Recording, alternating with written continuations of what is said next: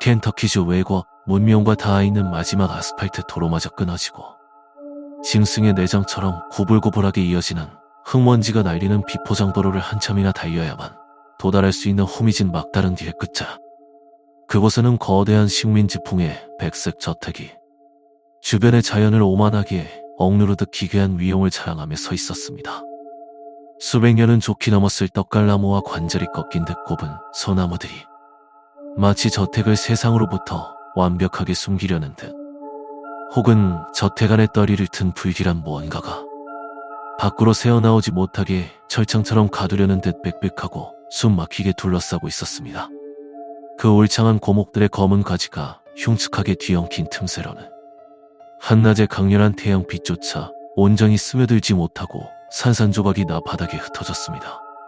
지하실부터 2층까지 도합 3층으로 이루어진 그 낡고 거대한 건축물은 겉보기에는 평화롭고 고즈넉한 시골 마을의 풍경 속에 한 폭의 정밀한 유화처럼 자연스레 녹아든 것처럼 보였습니다.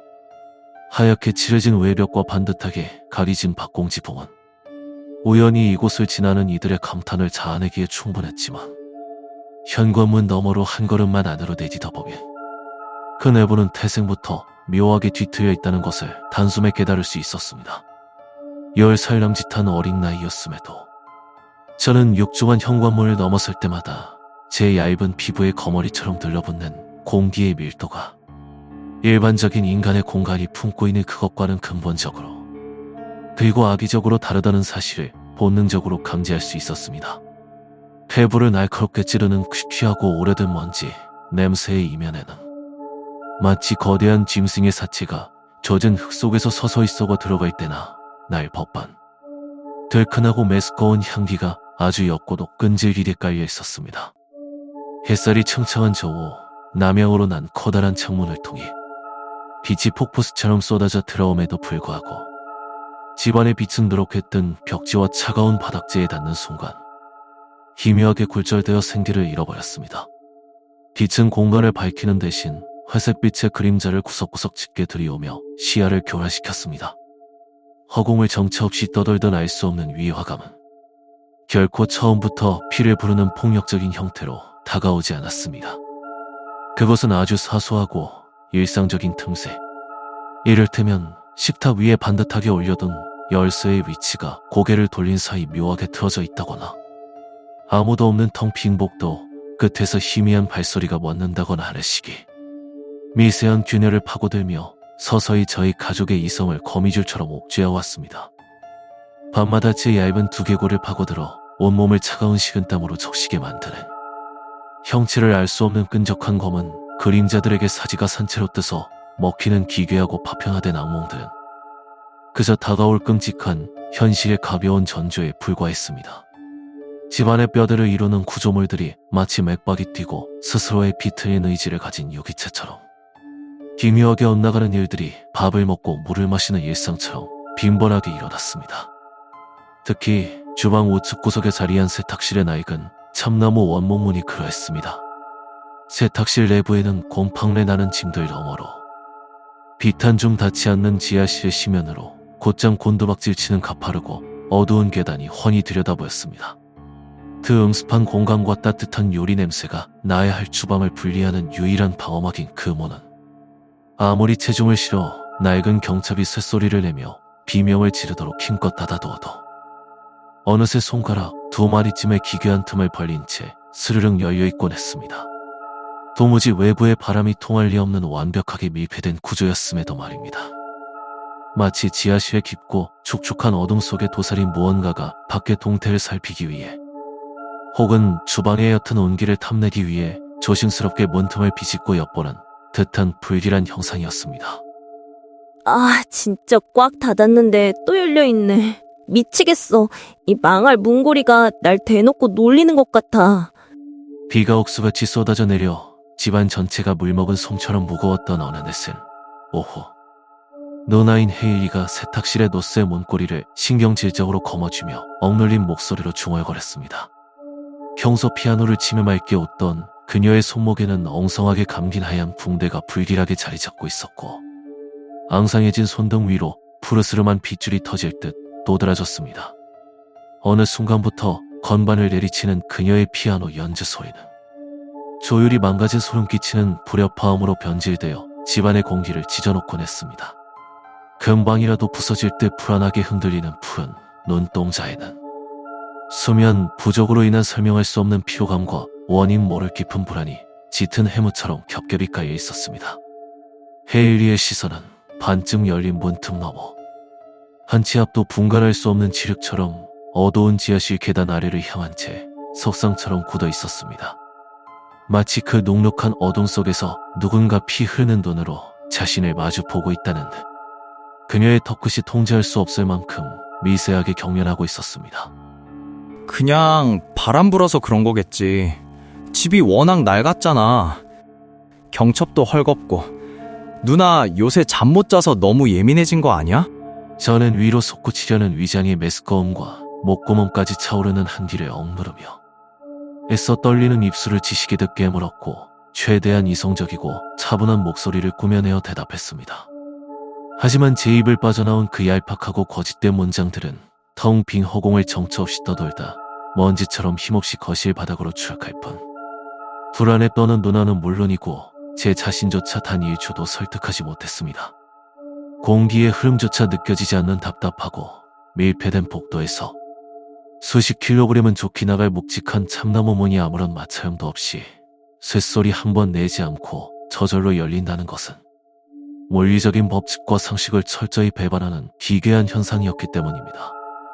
그때부터 저는 제 자신의 흐릿한 기억과 뇌의 인지 능력을 끊임없이 의심하는 끈적한 늪에 빠지고 말았습니다.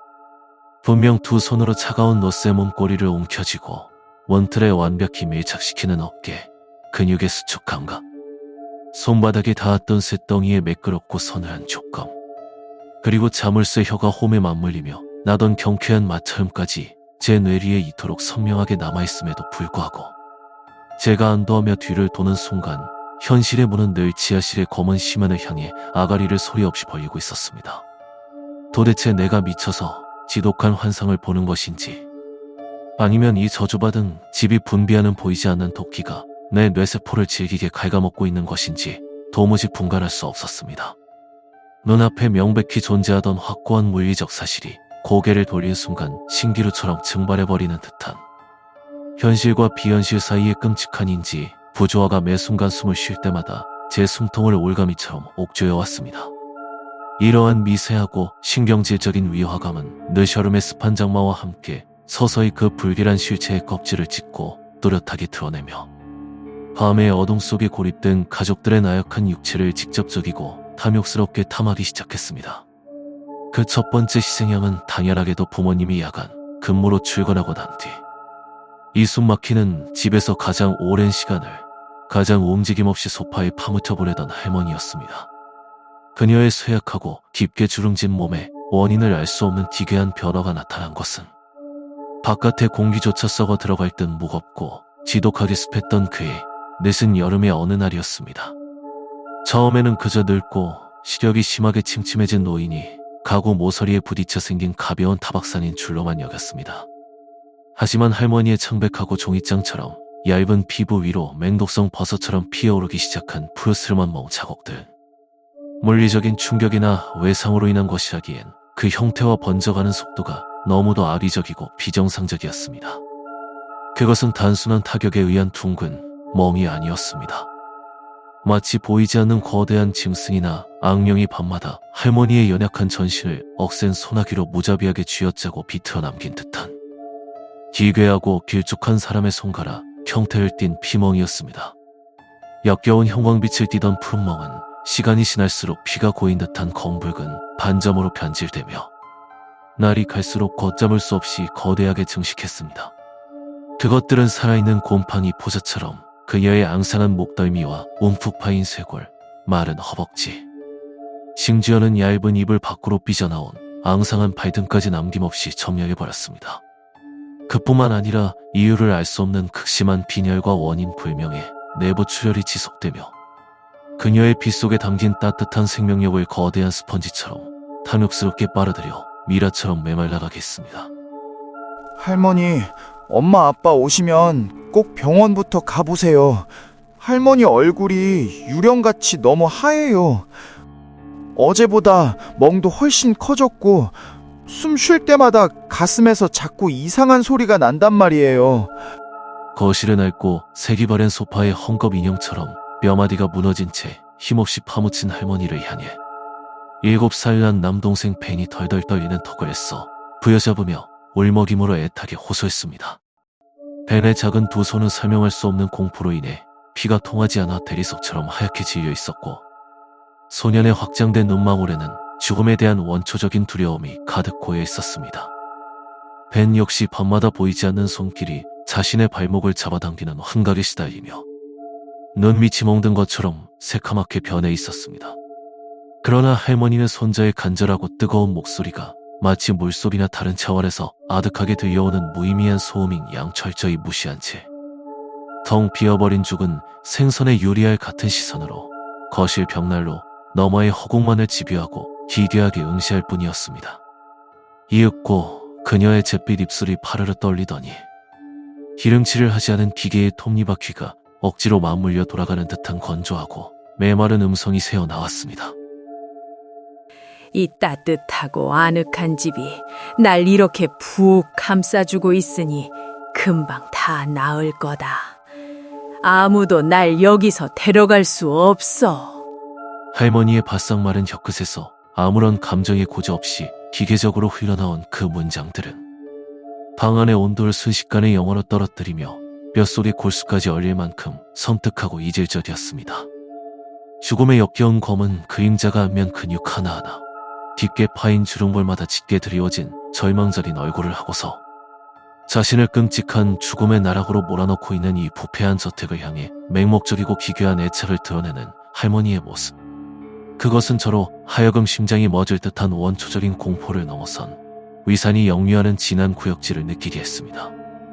무언가가 거대하고 불길한 이 저택 자체가 할머니의 육신뿐만 아니라 영혼의 가장 깊은 곳, 인간으로서의 이성과 생존 본능까지 철저하게 침투하여 완벽하게 조종하고 있다는 확신이 날카로운 비수처럼 제 뇌리를 강타했습니다.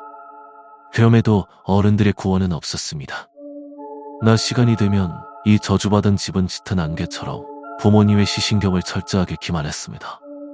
저택의 완벽한 시각적 왜곡 속에서 부모님의 눈에는 해 위에 손목을 감싼 피 묻은 붕대가 그저 사춘기 소녀들이 멋으로 차는 낡고 두꺼운 털실 아래로 보였고, 할머니의 끔찍한 피멍은 그저 나이든 노인의 거뭇한 검버섯 정도로 희미하게 필터링되어 보일 뿐이었습니다. 심지어 저택은 부모님의 인지 능력을 마비시켜 우리 집의 밤은 세상 그 어느 곳보다 평화롭고 완벽하게 안전하다는 기괴하고 맹목적인 안도감을 뇌리에 깊숙이 심어버렸습니다. 그 기형적인 세뇌 탓에 부모님은 아픈 노인과 세 남매를 매일 밤 방치하면서도 단 한 번도 베이비시터를 고용하거나 이웃에게 들여다봐 달라고 부탁할 생각조차 하지 못했습니다. 철저히 고립된 밀실 속에서 저희는 매일 밤 악령의 만찬 테이블에 올려진 무방비한 재물이었습니다. 이 모든 기이하고 파편화된 현상들이 응축되어 마침내 현실의 얇은 장막을 찢고 폭발했던 그날 밤, 부모님은 여전히 늦은 야간 교대 근무 중이셨고, 달빛조차 두꺼운 먹구름에 완전히 가려 묵직하고 끈적한 어둠이 저택의 모든 공간을 짐승의 뱃속처럼 완전히 집어삼켰습니다. 저는 넓디 넓은 거실 구석, 소파와 벽 사이의 비좁은 틈새의 벌레처럼 몸을 잔뜩 웅크린 채 현실로부터 도피하듯 텔레비전 브라운관에서 뿜어져 나오는 희미하고 푸르스름한 전자 불빛에만 의지하여 비디오 게임에 강박적으로 몰두하고 있었습니다. 컨트롤러를 쥔 손바닥은 식은땀으로 흥건하여 자꾸만 미끄러졌지만 화면 속 조악한 픽셀에 정신을 집중하지 않으면 사방에서 저를 짓누르는 공포에 당장이라도 미쳐버릴 것만 같았습니다. 누나와 동생은 이미 겁에 질려 2층의 침실로 올라가 문을 걸어 잠근 채 죽은 듯한 깊은 침묵 속에 빠진 상태였고, 넓은 1층에는 오직 텔레비전의 미세한 백색 소음과 제 자신의 갑보고 얕은 숨소리만이 유령처럼 맴돌고 있었습니다. 주방 쪽에서부터 미세한 공기의 흐름이 불결하게 변질되는 것을 피부로 느낀 것은 자정을 훌쩍 넘긴 새벽 1시를 향해 가던 죽음과도 같은 시각이었습니다. 방금 전까지 무겁게 가라앉아 있던 정체된 공기가 갑자기 소용돌이치더니 마치 1층 공간을 채우고 있던 산소가 일순간 허공으로 완벽하게 증발해버리고 온도계의 농금이 지하로 곤두박질 치는 것처럼 뼈를 깎아내는 듯한 날카로운 한기가 밀려왔습니다. 그 냉기는 문제의 세탁실 방향에서부터 시작되어 마룻바닥을 타고 스멀스멀 또아리를 튼 뱀처럼 바닥을 기어 제 발밑으로 다가왔습니다. 굳이 고개를 돌려 그 어두운 주방 쪽을 확인하지 않아도 온몸의 세포가 살려달라며 비명을 지르며 붉은 경고를 보내고 있었습니다. 제가 초저녁 내내 문고리를 쥐고 서서 몇 번이나 확인하며 완벽하게 닫아두었던 그 참나무 세탁실 문이 다시 열렸고 그 지하실의 칠흑 같은 아가리 속에서 무언가가 썩은 나무 계단을 밟고 천천히 아주 천천히 위로 올라오고 있다는 끔찍하고도 명백한 사실을 온몸으로 느낄 수 있었습니다. 형체가 없는 질척이고 무거운 어둠의 덩어리가 마룻바닥을 짓누르며 기어 제 등 뒤로 서서히 다가오는 기척이 느껴졌습니다. 방 안을 부유하던 먼지 하나조차 바닥으로 떨어지기를 거부하는 듯한 숨막히는 진공의 정적 속에서 제 얇은 목덜미와 팔뚝의 솜털이 곤두서며 비명을 질렀습니다. 심장 박동은 얇은 고막을 터뜨려버릴 듯 귓절에서 쾅쾅거리는 거대한 전장의 북소리로 울려 퍼졌습니다. 당장 이 플라스틱 컨트롤러를 집어던지고 거실 창문을 온몸으로 깨서라도 이곳을 벗어나 도망쳐야 한다는 이성의 절규가 머릿속을 맴돌았지만 짙은 암호 속에 도사린 그 형언할 수 없는 악의적인 존재와 눈이 마주칠까 극도로 두려워 눈동자조차 굴리지 못했습니다. 숨을 들이마시는 생존의 가장 기본적 행위조차 완전히 잊은 채 저는 바위처럼 단단하게 그 자리에서 완벽하게 얼어붙고 말았습니다. 이윽고 얼음장같이 차갑고 아주 오래된 무덤을 파헤쳤을 때나 날 법한 부패하고 시큼한 냄새를 품은 기운이 제 얇은 목덜미를 거친 혀로 할듯 기분 나쁘게 스치고 지나가는 순간이었습니다. 고막을 직접 파고들어 뇌수의 수십 개의 바늘처럼 꽂히는 끔찍한 속삭임이 귓바퀴에 내려앉았습니다. 저택의 그 어떤 가족도 아닌 유독 제 이름을 정확하게 짚어 발음하는 그 기괴한 목소리는 결코 살아 숨쉬는 인간의 젖은 성대나 구강 구조에서 만들어질 수 없는 끔찍한 파열음이었습니다. 수만 마리의 벌레떼가 바짝 마르 썩은 나무 판자를 동시에 미친 듯이 갉아먹어내는 듯한 마찰음이자 수백 년 전 죽은 자의 기도에서 뿜어져 나오는 메마르고 텅 빈 핏빛 숨결이었습니다. 단말마의 비명이 목구멍 끝까지 맹렬하게 차올라 입을 벌렸으나 극도의 공포에 완전히 마비된 성대는 헐떡이는 짐승의 숨결조차 제대로 뱉어내지 못한 채 그저 공기 밖으로 나온 물고기처럼 고모하게 뻐끔거릴 뿐이었습니다. 그리고 그 다음 건조한 눈을 끔뻑이는 찰나의 순간 저를 지탱하던 현실의 얄팍한 논리와 이성 그리고 시간과 공간의 연속성이 거대한 가위에 잘린 듯 무참히 끊어져 나갔습니다. 저는 분명 1층 거실의 낡은 카펫 위에 구부정하게 앉아 석상처럼 굳어 있었습니다. 땀이 흥건한 손으로 플라스틱 컨트롤러를 부서져라 쥐고 있었고 제 등 뒤에는 지하실에서 기어올라온 그 미지의 부패한 존재가 제 뒷덜미에 차가운 숨결을 뱉고 있었습니다. 그러나 뻑뻑해진 눈을 질끈 감았다 뜬 단 한 번의 눈 깜빡임 뒤 제 시야를 가득 채운 것은 희미하게 명멸하는 텔레비전 브라운관의 푸른 불빛이 아니었습니다. 그것은 2층 제가 자야 할 제 침실에 익숙하고 메마른 하얀색 천장이었습니다. 수술실 마취알에서 덜 깬 듯 몽롱하고 이질적인 정신을 채 추스르기도 전이었습니다.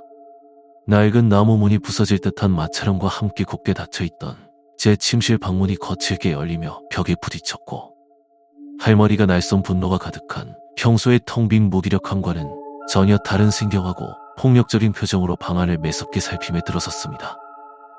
이 한밤중에 안 자고 바닥을 쿵쿵거리면서 대체 무슨 난리야? 할머니의 날카롭고 찢어지는 쇳소리 섞인 호통이 방 안에 무겁고 정체된 정적을 갈기갈기 찢어놓았습니다. 하지만 저는 조금 전 거실에 쭈그려 있던 비참한 자세 그대로 굳어있는 것이 아니었습니다.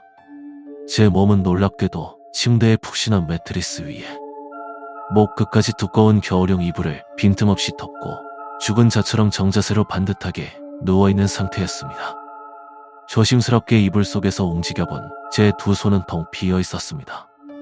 미친 듯이 움켜쥐고 있던 땀에 젖은 플라스틱 컨트롤러의 단단한 감각은 온데간데없고 오직 까끌까끌한 이불자락만이 허무하게 손가락 사이로 구겨져 있었습니다. 가쁜 숨을 몰아쉬는 할머니의 붉은 핏발이 선 시선은 제가 필시 무언가를 어지러 놓았거나 짐승처럼 방바닥을 쿵쿵거리며 뛰어다녔을 거라 짐작하며 텅 빈 방바닥을 사납게 훑고 지나갔습니다. 그러나 먼지 하나 흐트러지지 않은 고요한 방 안의 평온한 상태와 이불을 목까지 덮은 채 빈손으로 숨죽여 얼어붙은 제 모습을 눈으로 확인한 순간 그녀의 맹렬한 분노로 일그러졌던 얼굴은 자신이 목격한 두 가지 모순된 현실을 뇌가 거부하는 듯 깊은 혼란스러움과 경악으로 물들기 시작했습니다. 방금 전까지 네가 미친 듯이 쿵쿵거리면서 뛰어다니는 걸 내 두 귀로 똑똑히 들었는데 짐승처럼 바닥을 기어다니고 손톱으로 벽을 푹푹 긁어대더니 그래놓고 어떻게 수면제 먹은 애처럼 시침이 뚝대고 죽은 듯이 누워있느냔 말이다. 할머니는 두 손으로 자신의 하얀 머리카락을 쥐어뜯듯 감싸쥐며 스스로의 낡은 청각과 이성의 끈을 뼈저리게 의심하는 듯 깊게 미간을 찌푸린 채 비틀거리며 복도로 뒷걸음질을 쳤습니다.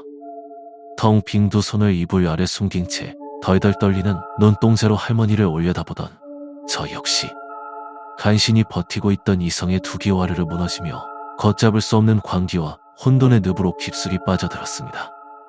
저는 조금 전까지 거실에서 땀을 쥐며 비디오 게임을 하고 있었던 것입니까? 아니면 초저녁부터 줄곧 이 침대에 누워 극심한 가위 눌림에 시달리며 생생한 환각을 보고 있었던 것입니까? 그날 밤 할머니가 떠난 후 뜬 눈으로 밤을 새우고 맞이한 다음 날 아침, 저는 제 침대 밑벽지에서 인간의 것이 아닌 거대하고 날카로운 발톱 자국 3개가 바닥을 향해 깊게 파여있는 것을 발견했습니다. 벽을 긁는 짐승의 소리는 결단코 환청이 아니었으며 그 악명이 제 방에 숨어 저를 모방하고 있었던 끔찍한 실체였음이 증명된 것입니다. 눈앞에 객관져 현실과 제 머릿속 환상의 모호한 경계가 속절없이 허물어지며 저는 제 자신의 온전한 정신마저 나라는 존재의 연속성 자체마저 끔찍하게 혐오하고 불신하게 되었습니다. 그 기괴하고 인간의 논리가 파괴된 밤이 지나간 이후로 저는 더 이상 그 침실의 탁한 공기를 단 1초도 견뎌낼 수 없었습니다. 제 방은 오직 태양빛이 쏟아지는 한낮에만 문을 열어두는 기형적인 목적의 공간으로 전락해버렸고 해가 떨어지고 밤의 그림자가 저택의 마당을 뒤덮기 시작하면 저는 도망치던 누나 헤일리의 방으로 숨죽여 기어들어가 그녀의 좁은 침대 밑에서 먼지를 마시며 극도의 불안에 떨며 쪽잠을 청해야만 했습니다. 잔인하고 폭력적인 시간은 나약한 인간의 사정과 무관하게 속절없이 흘렀고 숨막히게 끈적했던 계절이 낙엽이 썩어가는 서늘한 가을로 바뀌어가면서 저택 내부의 도사린 악의적인 기온은 마침내 그 물리적 임계점을 넘어섰습니다. 매일 밤 공간을 뛰어넘는 기현상과 목을 조여오는 질식할 듯한 공포, 피 묻은 붕대가 늘어만 가는 헤일리의 끔찍한 자해의 흔적들, 그리고 온몸이 썩어 들어가는 듯 걷잡을 수 없이 악화되는 할머니의 병세, 가족들의 생명력을 포식한 악령은 비대해질 대로 비대해졌습니다. 결국 새벽녘 교대 근무를 마치고 피곤한 몸을 이끌고 돌아온 부모님이 현관문을 열고 들어선 그날, 넘쳐오르는 아기를 더 이상 얄팍한 맹신으로 덮어둘 수 없게 된 저택의 기만적인 장막이 기괴한 비명 소리와 마침내 부모님의 뇌리에서 갈기갈기 찢어져 내렸습니다. 아버지는 시신경의 마비가 풀리며 비로소 피투성이가 된 채 헛소리를 중얼거리는 헤일리의 맨살과 썩은 뇌를 풍기며 실신에 있는 할머니의 진짜 참상을 두 눈으로 직접 마주하고 털썩 주저앉았습니다. 그 옆거실 구석에는 7살 남벤이 제 자신의 머리카락을 한 움큼 쥐어뜯은 채 벽장에 숨어 발작처럼 떨고 있었고 저 역시 텅 빈 눈으로 동생을 부서져라 끌어안고 굳어 있었습니다.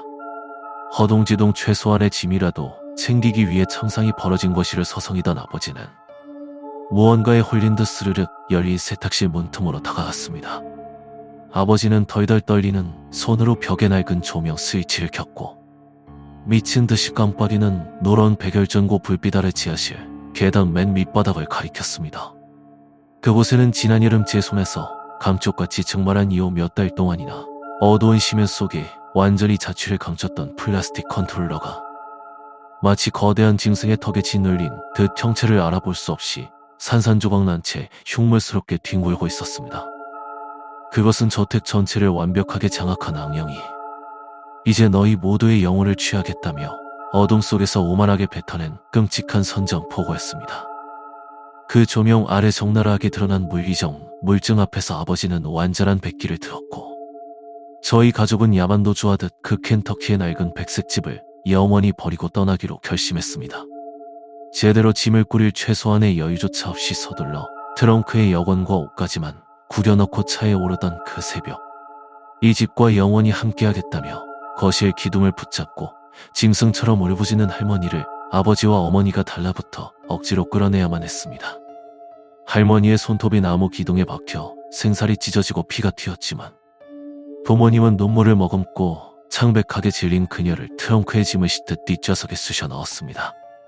저와 벤 역시 공포에 질려 서로의 손을 피가 통하지 않도록 꽉 쥔 채 덜덜 떨며 뒷좌석 한 구석에 몸을 우겨 넣었고 피 묻은 붕대를 감은 헤일리도 멍한 눈으로 차에 올랐습니다. 그리고 기이하고 소름이 돋을 정도로 비현실적인 기적은 아버지가 거칠게 엑셀을 밟아 진흙팡을 튀기며 우리의 낡은 벤이 그 저택의 소유지를 벗어나는 앞바퀴가 저택의 진입로를 넘어 공공도로의 단단한 아스팔트에 닿는 정확히 그 찰나의 순간에 거짓말처럼 일어났습니다. 차 안을 가득 채우던 할머니의 귀를 찢는 비명이 일순간 멈췄습니다. 뒤를 돌아본 우리는 헐떡이던 숨을 일시에 멈출 수밖에 없었습니다. 몇 달 동안 할머니의 청백한 전신을 끔찍하게 뒤덮으며 그녀를 산송장으로 만들었던 기괴한 손가락 모양의 검붉은 피멍들과 그녀의 피 속 생명을 말라붙게 만들며 호흡을 앗아가던 원인 모를 혈액질환이 눈앞에서 물감이 씻겨 내려가듯 서서히 그러나 확실하게 옅어지기 시작한 것입니다. 피부를 뒤덮었던 검붉은 기운이 마치 애초부터 이 세상에 존재하지 않았던 신기루였던 것처럼 단숨에 씻은 듯이 희미한 흉터 하나 남기지 않고 흔적도 없이 완전히 사라져 버렸습니다. 현대의학을 동원한 수많은 대형 병원에서도 끝내 그 근본적인 원인을 찾지 못해 그저 독한 진통제를 투여하며 죽음만을 기다리게 했던 그 끔찍하고 절망적인 징후들이 단지 그 집이라는 특정한 물리적인 공간의 경계선을 벗어나 이동했다는 터무니없고 비과학적인 이유만으로 완치되었다는 사실. 그것은 생존의 기쁨을 넘어서 저희 가족 모두를 인간의 얄팍한 지식으로 감히 설명할 수 없는 깊고 무거운 공포와 침묵의 심연 속에 영원히 빠뜨렸습니다. 차 안에는 창밖을 때리는 빗소리와 정상적인 호흡을 되찾은 할머니의 평온해진 숨소리 외에는 그 누구도 입을 열어 이 미친 현실에 대해 이야기하지 못했습니다. 몇 년의 기나긴 세월이 덧없이 흐른 뒤 아무도 살지 않은 채 잡초와 검은 덩굴만 무성하게 자라 흉물스럽게 버려져 있던 그 켄터키의 낡은 저택은 결국 폭설에 낡은 지붕이 내려앉고 기초가 흔들리는 붕괴 위험을 이유로 주 정부로부터 폐가 판정을 받고 최종 철거 명령을 받게 되었습니다. 하지만 등골이 얼음장처럼 서늘해질 만큼 소름 끼치게도 저택의 저주를 벗어나 완벽하게 건강을 되찾고 도시에서 안락한 노후를 보내던 할머니는 철거 소식을 듣자마자 눈빛이 돌변했습니다. 그녀는 그 흉측한 집에 대한 기괴하고 뒤틀린 애착을 끝내 버리지 못한 채 수십 년간 모은 전 재산을 무작정 털어 그 부지를 오직 자신의 명의로 사들여 버렸습니다. 집을 수리하거나 누군가에게 임대하려는 목적이 아니었습니다. 아무것도 짓지 않고 외부인의 출입을 철저히 막은 채 그저 폐허가 든 자네만을 홀로 소유하겠다는 광기 어린 집착이었습니다. 마치 그 집터 아주 깊은 지하 속 어둠이 짙게 서린 축축한 흙 속에 스며들어 있던 미지의 악의적인 존재가 여전히 물리적 거리를 초월하여 할머니의 영혼 한 구석을 단단한 검은 쇠사슬로 움켜쥔 채 영원히 놓아주지 않고 보이지 않는 배후에서 그녀를 밧줄에 묶인 인형처럼 조종하고 있는 것만 같았습니다. 그리고 아주 오랜 훗날 제가 성인이 되어 도립도서관에 묵은 먼지가 쌓인 지하 아카이브에서 지역의 낡은 토지 대장과 마이크로필름 기록 보관소를 미친 듯이 뒤진 끝에 찾아낸 것은 인간이 만든 지옥의 편린이었습니다. 곰팡내 나는 지하의 탁한 공기를 마시며 눈이 시리도록 밝은 마이크로필름 뷰어의 불빛 아래에서 전을 렌즈 너머로 지나가는 흐릿한 활자들을 읽어내렸습니다. 저희 가족이 숨죽여 공포에 떨며 살았던 그 백색 저택의 터에서 건물이 세워지기도 훨씬 이전인 100여 년 전. 딱 10살 남짓한 어린 소년들만을 골라 제물로 바쳐 피를 숭배하던 이단적인 의식이 벌어졌었다는 피비린내 나는 진실이 세상의 빛바랜 뒤로 밖으로 그 끔찍한 실체를 드러냈습니다. 잉크가 번져 흐릿해진 흑백 신문 기사 속 재단처럼 쓰였던 그 지하실의 터와 기괴하게 훼손된 희생자들의 진실을 두 눈으로 마주한 순간이었습니다. 7살이었던 동생 벤은 조건에 맞지 않아 그저 발목을 잡히는 괴롭힘에 그쳤을 뿐 완벽한 재물의 조건을 갖췄던 10살의 제가 왜 그토록 철저히 농락당해야 했는지 그 섬뜩한 이유를 비로소 깨달았습니다. 제 심장이 덜컥 내려앉으며 뱃속에서부터 지독한 구역질이 치밀어 올랐습니다. 제 귓가에는 오랜 세월에 쓰있고 지냈던 수만 마리의 벌레가 썩은 나무를 갉아먹는 듯한 그 서늘한 마찰. 칠흑 같은 지하실 세탁실 문틈에서 기어나와 제 얇은 목덜미를 스치고 지나가며 제 이름을 집요하게 부르던 그 끔찍하고 건조한 악마의 속삭임이 마치 도서관의 차가운 의자 바로 등 뒤에 서 있는 것처럼 또다시 귓전에서 맴돌며 고막을 찢을 듯 선명하게 들려오는 듯했습니다.